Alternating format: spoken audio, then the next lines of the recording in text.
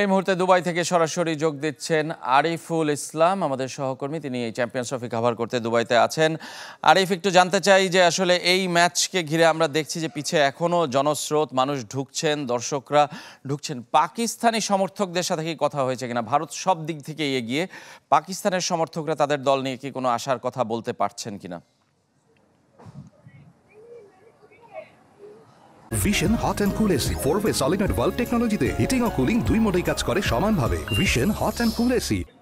যে এই ম্যাচ ঘিরে আরব আমিরাতের এই মুহূর্তের আবহাওয়া কিন্তু একটু অন্যরকমই রোমাঞ্চকর একটি ম্যাচ, এবং সেটার অপেক্ষায় রয়েছে ভারত এবং পাকিস্তান। দুটা দলই আসলে দু রকম একটা মেরুতে দাঁড়িয়ে এখন এই ম্যাচটা খেলছে, এবং ভেতরে যে ক্রাউড, আমরা বাইরে দাঁড়িয়ে সেটা শুনতে পাচ্ছি একদম শুরু থেকেই। দর্শকদের কথা আপনারা বলছিলেন, এবং দর্শকরা জানাচ্ছিল এই ম্যাচ নিয়ে তাদের যে প্রতিক্রিয়া, এই বিষয়ে একটা রিপোর্টও আমরা দেখাবো কিছুক্ষণ পর।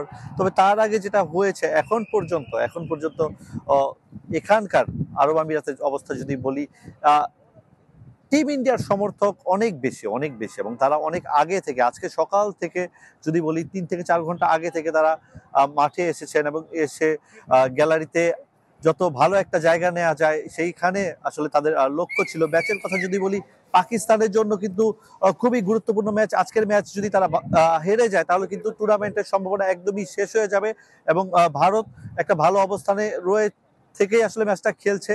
রোহিতের উইকেটটা বেশ গুরুত্বপূর্ণ পাকিস্তানের জন্য, যখন তারা পরবর্তীতে খেলবে, কারণ রোহিত যদি থেকে যায় ম্যাচটা এক পেশে হয়ে যাবে। ধন্যবাদ আপনাকে আরিফ, আমাদের সঙ্গে যোগ দেওয়ার জন্য। দুবাই থেকে যোগ দিয়েছিলেন আরিফুল ইসলাম।